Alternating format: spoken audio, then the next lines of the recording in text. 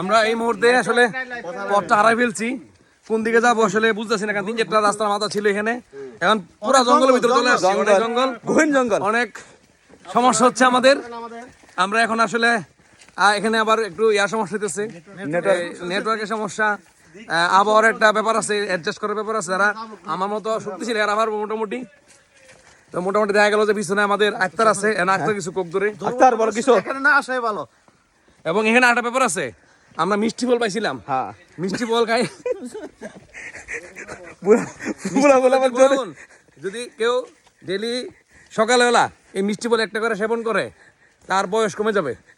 আমরা এটা বালু পাইছিলাম, মিষ্টি বালু, যারা মিষ্টি বালু খাইতে পারবো, যেটা আমরা হারতাছি এখন, এটা খাইলে মোটামুটি বয়স কমবে। লাইভ রেকর্ড দিলে আর মুক্তার রাখতে না, বলো বলো কিছু বলো বলো। মাউন্ট ভাই যে সাক্ষাৎকার দিছে বিউটিফুল, এটার রবি মনে করেন যে চলে যাবে গা